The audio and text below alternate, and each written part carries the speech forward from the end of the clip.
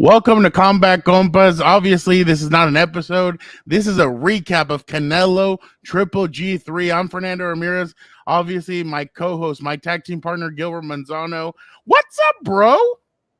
What's up, Fernando? I'm here from a kitchen after watching that big fight. Gennady Golovkin 3. The trilogy is over. Fernando Canelo beat pretty soundly, I will say, Gennady Golovkin. So, Fernando, I don't know how you felt, but it was kind of a letdown. But I still like that they closed the chapter on this rivalry, right? And they closed it with a hug. Oh, so cool, so great. God, I wanted both of them to hit each other after they kind of like stopped. I thought, okay, one of them's gonna hug one, and boom, here we go, like extra rounds. But obviously, they, like you said, they closed the chapter on their trilogy. I mean, I don't know what your thoughts were, but I thought it was kind of a slow fight. I thought it kind of took some time to for both guys, and they even asked Gennadiy, "Hey, it looks like it took you a couple of minutes or a couple of rounds to kind of get going." And Gennadi's like, "Well, he's a great fighter." Well, yeah, but I mean, it felt like Canelo kind of came out like a bull, like ready to go, and Gennady kind of took him a couple of rounds. I don't know if you saw the same thing. Yeah, let me first tell you the scorecards and tell you why I did not see a close fight like that. The judges had it 116, 112, all for Canelo, by the way. 116, 112, not bad. I'll let it slide. 4 rounds for Triple G, sure. 115, 113 from 2 judges, Fernando. That pretty much means that they only had Canelo winning by 2 rounds. It could have been close to a draw. We would have had mayhem in Las Vegas again. But let me tell you why the judges didn't mess it up. They gave it to Canelo. The right man won, but they got to fix those scorecards. Anyways, I don't want to get into that too much. It's always Bro, kind but of you did it wrong. talk. You did it wrong. What do You you went, mean? all 3 rounds for Canelo. No, you have to say, by unanimous decision, the winner, Saul Canelo Alvarez. Come on, Well, give us a little. that's your job, Fernando. You could have introduced it. You let me handle it. I butchered it, but it wasn't a close fight. Let's put it this way, Fernando. It was very slow to start. It was a timid Gennady Golovkin, and you could tell right away that this guy is a 40-year-old fighter. For Triple G. But this is the thing that I did not like, Fernando, or at least to myself. Like when the fight got made, I kept saying, I don't want to see this fight. This fight's expired. This guy's 40 years old. Canelo in his prime. I do not care that he lost to Bibble. He's still going to be better than Triple G. And then the fight gets closer. You start believing the narrative that Triple G is going to have some kind of chance. And then the bell rings, and he looks like we all predicted 2 months ago, 3 months ago. Old 40-year-old Triple G. And this is, I got to a point where I'm like, this is a little sad. I don't want to see Triple G this way. We know Triple G as a middleweight terror, a knockout artist, and he wasn't throwing punches. Canelo had to bait him to hit him, like, hit me more. I need something for you. And I'm like, that's not the Triple G I know. He looked kind of slow out there, but he picked it up towards the end. My scorecard was 117, 111. So I gave him 3 rounds. Fernando, I know you disagreed with that one, but I think from 9, 10 to 11, he picked it up, but it was too late by then. And kind of the other part of it, Canelo Alvarez, injured his left hand. He needs surgery. He was saying he couldn't use it. So, that kind of shows you he pretty much had an 8-0 slate on the scorecards, that maybe the hand got injured after that. And it was kind of downhill. It wasn't much going on for him. I don't know what you saw, but it was a kind of a lackluster fight. It wasn't an exciting fight. We all bought the hype, but it was what we kind of expected in the end, right? Yeah, I mean, that's basically what we all. I mean, I didn't expect. I told you from the beginning, I didn't think there was going to be a knockout. These guys don't. Their jaws aren't knock. Like, you can't knock either one of these guys out. But the other thing too is that I know Canelo started saying, "Oh well, I can't even lift water. I can't even lift a glass of water to drink or whatever." So obviously, he says he's going to need hand surgery. I don't think it happened during the fight though. It must have happened in camp, or it must be a lingering issue because he said, I'm going to need some time to rest and I'm going to take some time off. So I don't know. Well, sometimes when you're in there and you can't use the hand anymore, it's broken. You need surgery. But you're right. He didn't specify. It could have been during training. And then if it was during training, then he looked pretty solid for 8 rounds. That's why I'm assuming he did it during the fight, because after the 8th round, the volume of punches went down drastically. Triple G was a little more aggressive. So it could have been during the fight. I hear it's kind of a common thing where fighters say, hey, I broke my hand during the fight. I couldn't use it. So it could be that. But yeah, you're right, Fernando. He didn't specify. So he's Dr. Canelo Alvarez because right away, I need surgery. I need surgery. So I guess he's giving himself a surgery. No, but obviously it was exactly what we thought. Canelo came in, he dominated. Like I said, I was very surprised that Canelo was more of the bull, and Triple G was more of the guy with the matador with the red flag kind of ole ole. Like I don't know. I just thought it was a little bit different because I remember in the first few fights it took Canelo a little bit to get going, and Triple G was the aggressor in those first two fights. So that's why I thought this was they kind of role reverse. But I mean, Canelo did exactly what he needed to do. He went in there, he took care of business. Now he's gonna get his hand surgery, and obviously he's gonna keep his eyes very close on the Bivol versus El Zurdo Ramirez fight. Because he said it after the fight. That's what I want next. I want if Bivol wins that fight, then I want the rematch. Now the only question is, what if El Zurdo wins and upsets Bivol and he's the one? So that's a Mexico versus Mexico fight, and I think chaos would happen there. But that was interesting. The one other interesting aspect, Gilbert, I thought right now was the perfect time for Triple G to be like, hey, you know what? This sport is giving me a lot. I'm so happy that I was able to fight with Canelo Alvarez. This is the trilogy. I want to take to my time and bow out. Like this is it. But no, he decided he's going to continue fighting. I thought that was pretty interesting. I don't know what your thoughts are, but I thought he was going to retire. Yeah, like I was mentioning earlier, I really thought that it was, a little kind of sad to watch him fight the way he was doing. Like Father Time got the best of him. The jab was slow. Even the trainer in the corner was saying, like, hey, man, what are you doing? Go out there and throw your hands already. Go fight. Go fight on your shield. And he wouldn't do it until that ninth round, when I guess a couple of judges gave him the round. But yeah, he didn't get dropped. He wasn't embarrassed. He got dominated, but he didn't get crushed. He was hurt a couple of times, but he still had that streak intact where he's never touched the canvas. He's never been knocked down in his career. He could have easily been like, hey, like he was saying, like Canelo's the best of the best.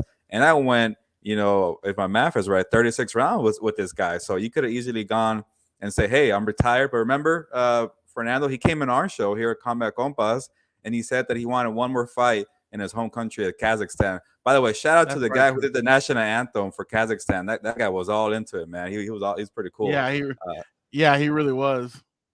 But so I don't know what you thought. Also, it seems like the beef was. I shouldn't say beef and these guys. I guess the rivalry or the hate between those guys is kind of squashed. Obviously, both guys, like I said, hugged it out in the ring and gave each other hugs and kisses and everything, and they admitted that each one is good in their own way. So rivalry over, I guess. Everything's again. I'm about to say they squashed the beef, but I don't want to say beef. But I mean, I guess like they like bygones be bygones, I guess. Yeah, they should get a poster of them hugging in the ring and say beef squash, right there. It's a perfect slogan, marketing right there, Fernando. But that's the thing about combat sports. Like you gotta sell the fight, you gotta have bad blood in there, you gotta have some hatred. And that's why I'm always kind of hesitant to say these guys hate each other, because when the fight's over, they usually respect each other. And you could tell that Canelo and Triple G have respect for each other, at least as fighters. Maybe not so much with the whole, failing the PED test and Triple G calling him a cheater. And by the way, in the walkout, the ring walk, I think somebody had like a promo for Triple G saying, "We don't respect cheaters here." So that was another kind of jab there. That's funny. That I caught. So I was a little surprised that Canelo went over and actually hugged them, because I thought he was very mad about all the comments about the cheating part. So. But it was nice that this trilogy ended with respect, because Fernando, as you know, these guys used to spar with each other back in the day in Big Bear. Yeah. They helped each other get to this point. They made a lot of money. They got us, talking here. I'm in the kitchen right now because I wanted to talk about this fight. So they created a lot of good memories. The first two fights were controversial, but they were exciting. But boxing, they kind of had to sustain it a little bit with some scorecards. The 118-110 LA Bird, the split decision for Canelo when people thought maybe Triple G won that fight. And then today, it was what we all expected. An old Triple G, too late, 4 years apart for the trilogy, 40 years old, whatever. It happened. Close the book on it. Thank you for these two fighters for giving it to boxing fans. If you guys have any questions for Gilbert or myself, please don't hesitate. Ask us. We're on live for a reason. We want to interact with you guys. So if you guys have any questions for either one of us, obviously Gilbert is the expert. I am the boxing reporter stooge who's trying to make my way on there. So definitely, if you guys have any questions, please don't hesitate to ask. I learned a lot. Hey, I learned a lot at that Andy Ruiz fight. That was my first fight. And like I was just like watching the way everything moves, and I just thought it was amazing. The only thing I couldn't believe is like Andy comes in for the press conference, and like the whole like his whole scrum of like his posse and everything come in with him, and I'm like, oh wow, okay, like it's a full room. But Gilbert, looking at this now, I mean, man, that second fight to me is gonna be, I think, my favorite, because that was the one where either one of the guys would get hit and they would just look at each other and go, you didn't phase me. This one, it was just like they would hit each other. Oh, yeah, okay. There was a lot of hugging going on, too, which I didn't like. But in that second fight, man, that's going to be my – I don't know which one was your favorite fight out of the three, but I thought that second one, just because that was after the whole beef thing and then all the hating back and forth and all that stuff. I just love that fight because they would hit each other and, like, the other one would be like, nah, you didn't phase me. I'm good. So – I don't know what you thought, but I thought I like number two probably the best. Yeah, just to kind of put a bow on this trilogy, the first one I thought Triple G won that. I wouldn't say handily, but you could tell this guy was a better fighter. He was had the better skills, the jab. He cut the ring pretty well, set the tone aggressively. You know, got some power shots in there. And I remember after the first fight, I was like, man, Canelo's chin is pretty good. Like there was a lot of pictures of him kind of having his jaw rock back this way, like a spinning around kind of thing, and he wouldn't go down. That's where, you know, Canelo really showed me something. Okay, this evolution of Canelo, kind of not, you know, being from the slow-footed, you know, popular Mexican who didn't have a lot of skills, and then the combinations really came out in that second fight. That's the one you like. The combinations, he flourished. Hit you with the uppercut, the body shots, a lot of body shots today in the third fight from Canelo. So that's the one where Canelo showed up with like an 8-pack too. Yeah, and so that was the start of Canelo's rise to be from you know, a very popular fighter who's good, but to actually being the best pound for pound in the world. So maybe that's what Canelo sees in Triple G. Like, this guy made me best. He brought out the best in me, and that's why he became an undisputed superweight middle champion. He fought guys at light heavyweight. He dared to be great, and he lost to Bivol. So that evolution of Canelo was very nice for me to see. And I wasn't surprised that he came back down after a loss and dominated Triple G. One, the age was an obvious thing. But Canelo is such a crisp counter puncher. He kept baiting Triple G to come so he could catch him. Body shots are great. He still has a cardio issue, as we saw. But again, he said he injured his left hand. So how do we close the book on this? How do we move forward here? Triple G could easily retire. We don't know. He wants to maybe fight in Kazakhstan. But yes, Fernando, I would love to see him go against Bivol. I get that people are saying that the size is just too much to overcome.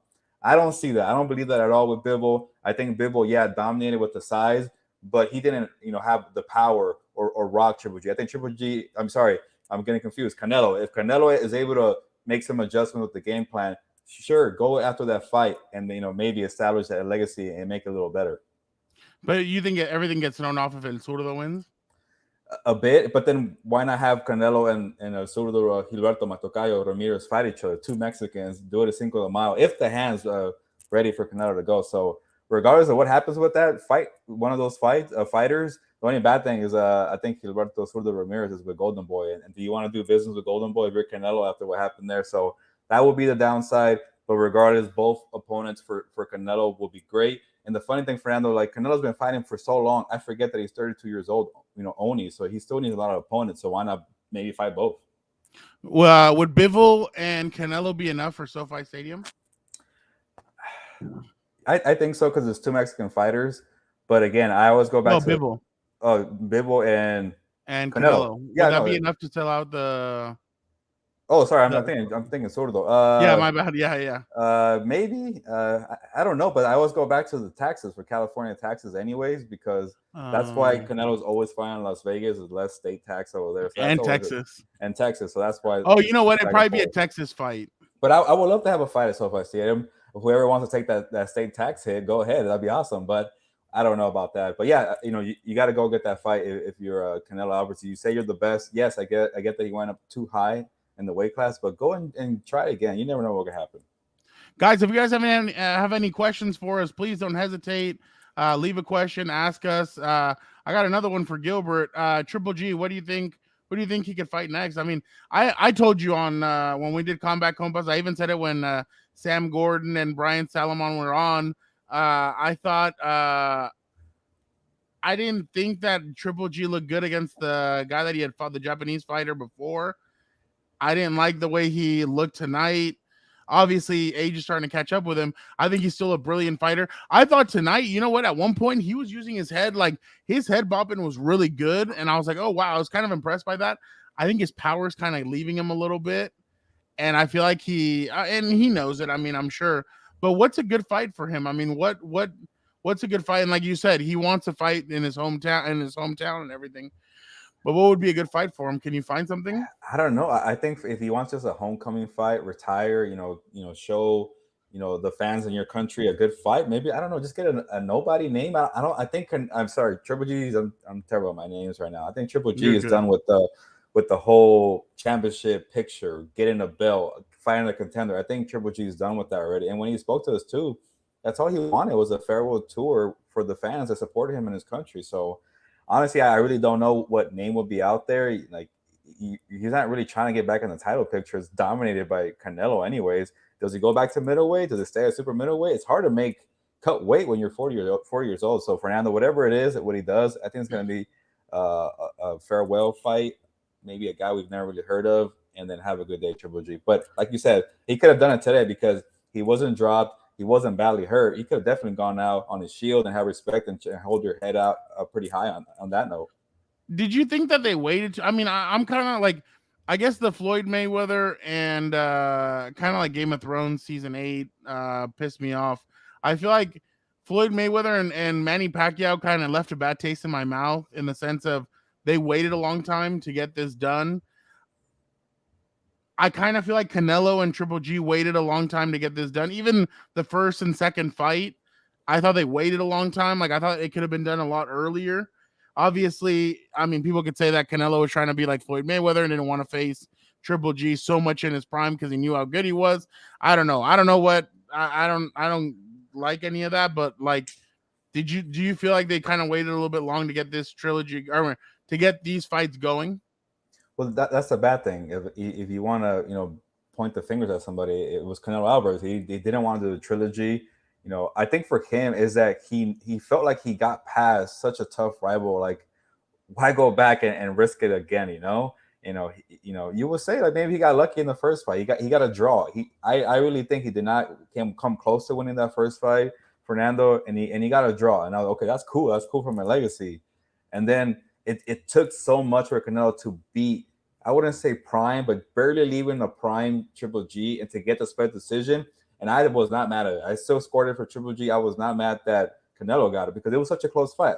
He earned my respect. I'm like, this guy's okay. He's not a hype machine. He's not the pretty boy from Mexico, the star. He has some great combinations. He has a great uppercut, a great chin, a good, work ethic. Obviously, the cardio has to get better, but that's where he really earned my respect. At So I think 32.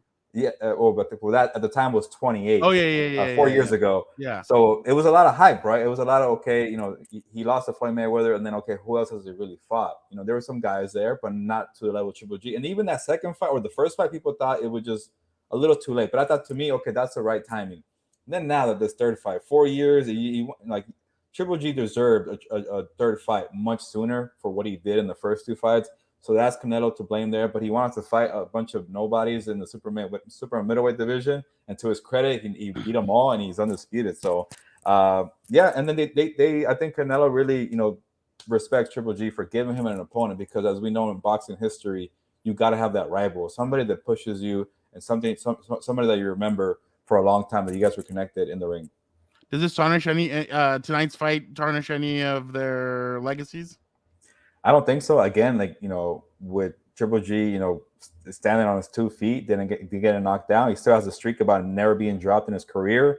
He's fine. He's gonna be in the Hall of Fame, and Canelo still has plenty to go. He could retire today and still be in the Hall of Fame, but Canelo has plenty of fight left in him. So we'll see how they go. They move forward, but I think Triple G again. He's probably maybe one more fight away before retiring. Wow. I mean, And I'm seeing this more as an end of an era, I guess, with Triple G.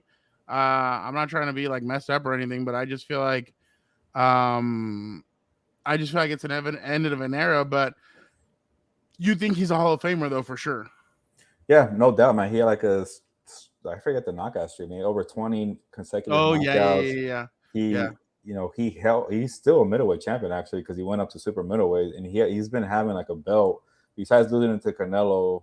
Then 2018, he had a belt pretty much every single year for the last 10 years, besides that 1 year. So, yeah, no, he has a Hall of Fame resume. Yeah, you could talk about, the guys who fought for that knockout streak weren't the best. There are guys that you probably have never heard of, but he beat a Daniel Jacobs when Daniel Jacobs was doing well, and he was announcer on the card on the zone. So, definitely Hall of Famer without a question for me. And you know, shout out to him. He was going to be done with fighting because he gave us some good years, big drama show, Mexican style. Overall, a great career. You were in Vegas for years, and I went through your Instagram one night, and I remember I was just going through it, and I'm like, holy crap! Like Gilbert has so much stuff buried under here. Like you were sitting there like right next to Floyd Mayweather, like you were interviewing Canelo Alvarez one-on-one, stuff like that. And I'm like, wow, more people should see this Instagram because you have so much cool stuff. What's been your favorite thing to cover in Vegas? What was your favorite of like boxing or UFC or any combat sport? What was your favorite thing to cover in Vegas? It might be this rivalry, Oh Canelo wow. Triple G. I really like those. I know I covered Conor McGregor against Floyd Mayweather. That was a Oh, circus, did you but cover that one? I was there. But for me, as a boxing fan, it's not the same thing. But then you got an award too for something that you did. No, that was the McGregor Khabib brawl that broke out away from the cage. So yeah, man. So No, what? So when that happened, you took the Charger job a couple of weeks later, right? Or no? yeah, Or was it? yeah. So I was in Las Vegas, covering a bunch of fights. I was covering the Raiders, and then came over to cover the Chargers the last 4 years. So that's why I don't mind spending a Saturday night and talking boxing because I loved it so much in Las Vegas. So yeah, it definitely brings back memories. I was a little disappointed I wasn't out there to cover this fight, the third fight, but overall, man, it was a good time, and you always love a Mexican fighter competing on Mexican Independence Weekend. Let me ask you last one. In your mind, where does this trilogy rank in all time? Yeah, I think Victor Producer was trying to give me some lists here, and I'm like, it doesn't compare to these guys: Sugar Ray Leonard, Roberto Duran, or What? What? Turgati, Mickey Ward, Marco Antonio Barrera, Eric Morales. No way it compares to that. Riddick Bowe, Evander Holyfield, Muhammad Ali, Joe Frazier, Manny. Yeah, I'm sorry, Victor. You just gave me everything's ahead of this Canelo Triple G trilogy. It's a good trilogy, but everything you just gave me, Manny Pacquiao, Juan Manuel Marquez. These are all better. Man, These are all better. that one. Okay, so I think I had just graduated from high school or yeah, high school. I was in community college. I'm working at a hat store, and I'm on the second floor. On the first floor, the shoe guys, the ones that clean your shoes, they had a small TV and they were watching the fight. So they brought out a big TV and they were watching the fight. And we're starting to close, and then we look over and we're watching the fight, and we just see Marquez deliver that left hand and just knocks out Pat. And like in the whole mall, like the security ran over because we went, "Oh my god!" And when we like screamed it out, the mall was already empty.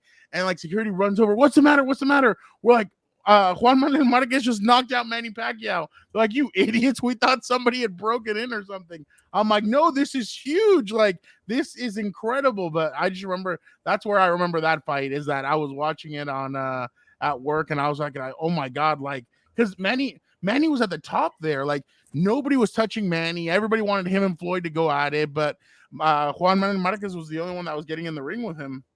Yeah, and like all these rivalries or trilogies or whatever, that one was four fights actually, a rare four fight. All have big moments like that. Like when Sugar Ray Leonard lost to Roberto Duran, the first fight, everybody was shocked. Arturo Gatti and Mickey Ward is probably the best brawls of all time. And then Marco Antonio Barrera, Eric Morales, that was real bad blood. I don't think those guys even talk to each other still, Fernando. So I don't know. They wouldn't hug in the ring, right? No, heck no. I can ask our good friend Dante and see if he see what he thinks about that one. But Yeah. But yeah, obviously, they all have moments, man. Riddick Bowe, Vander Holyfield. I want to say, Fan Man came into the ring for that one.